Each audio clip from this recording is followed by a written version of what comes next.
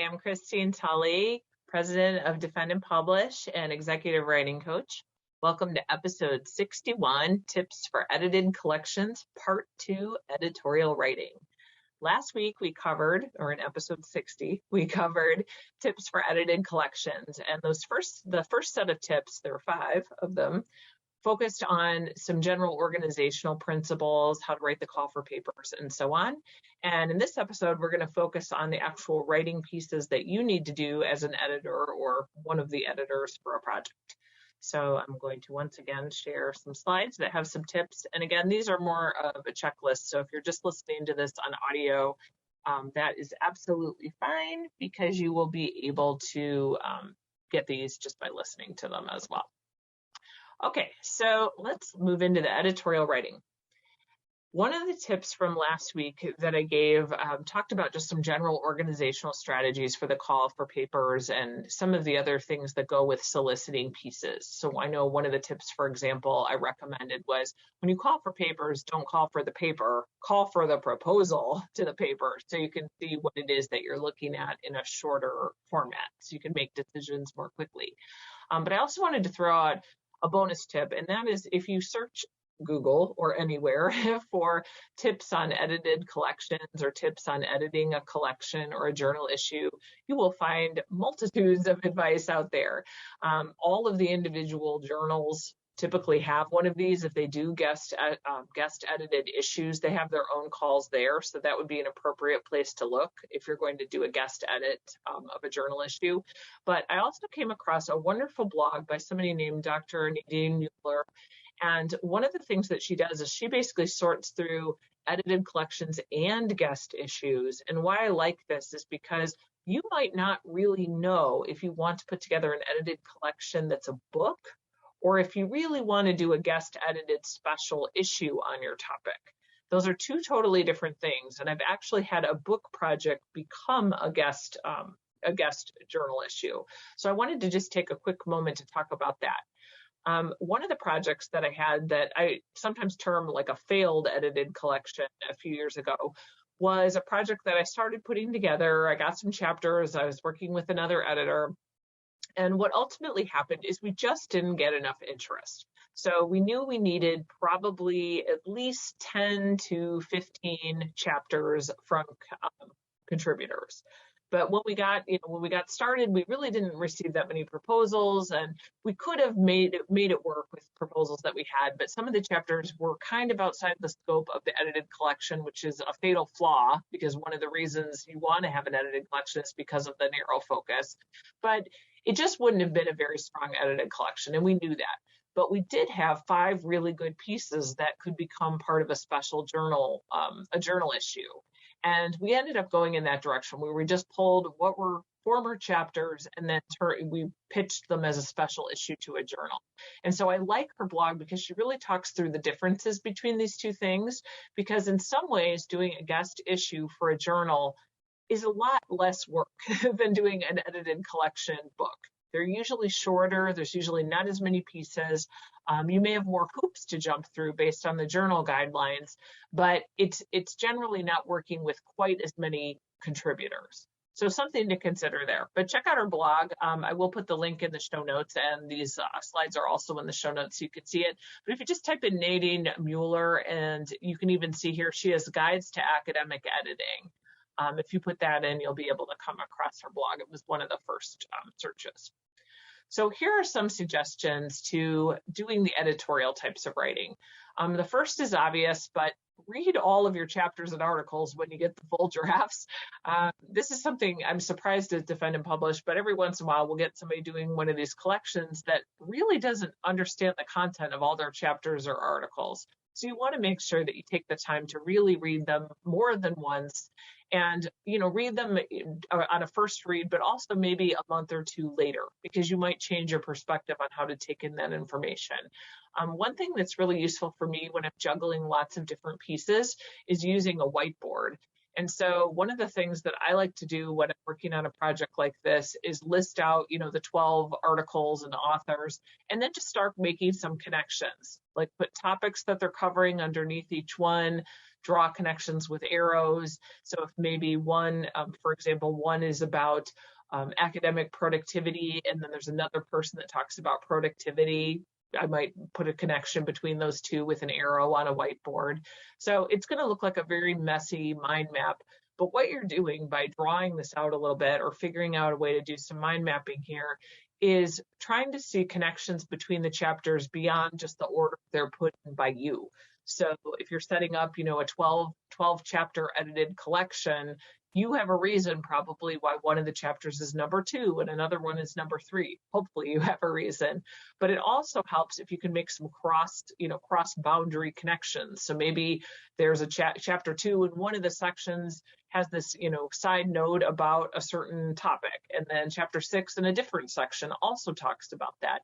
These are really interesting threads you can draw out. And one of your editorial responsibilities is to figure out how all the pieces fit together like a puzzle. So one of the ways to do that is to look for connections. And by doing that, you have to understand your chapters and your articles really well that are submitted to you. There's not really a way around that. Another thing that you can do as you're doing the editorial writing. So for example, if you're writing the introduction if you're co-writing it with another editor, collaborative writing is something we'll discuss in another episode. But if we think about how you might do this, you're not going to be able to probably talk about every single chapter or every single article in great detail. You might be able to do it in an editor's introduction for a special journal issue because you don't have as many pieces. In an edited collection, you might have to rely on a couple of chapters to stand in for some of the arguments you want to make, and then talk about the other chapters where you reference them, saying they're talking about similar topics, but you're not really delving into the content of that chapter. So you can see examples of this done pretty well if you look at other edited collections in your press. Usually the editor's introductions will share a lot of features in common, and we'll come back to those model introductions. But this is just a long way to say that you may not be able to give all of your chapters equal treatment in your editorial writing. In fact, you probably won't be able to do that unless you're doing, you have a very set framework in your special journal issue. Some journals have a set way to do that. But in general, you might have to choose a couple representations to stand in for the whole. Another one that's important is to reinforce the purpose of the edited collection. So you've already made the piece to the journal or to the press, but you really need to reinforce the purpose of why anyone is reading it in your introduction as well. And so one of the best pieces of advice I got this was for a book that I did in 2018. It's called How Writing Faculty Write. It wasn't an edited collection per se. It was actually a book of interviews of faculty writers about their writing. But one of the suggestions one of the peer reviewers gave me was, hey, what about making a reader's guide so someone knows how to use this book?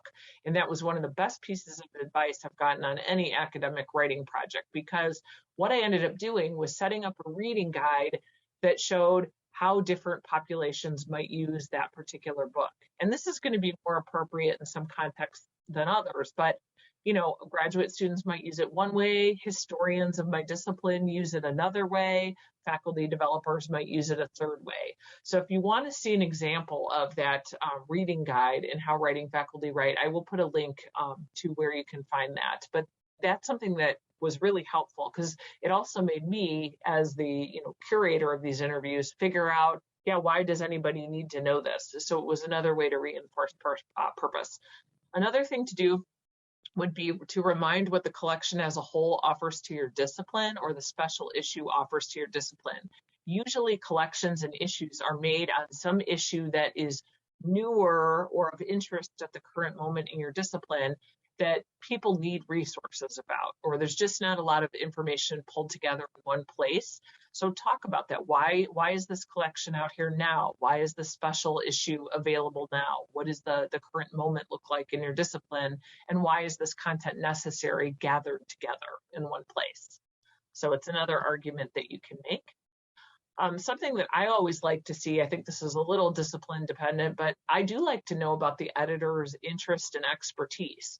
Certainly some disciplines operate where they work in first person while others do not, but something to the effect that suggests why you as an editor or a co-editor is interested in this topic and why you're the authority to pull together these essays is really useful.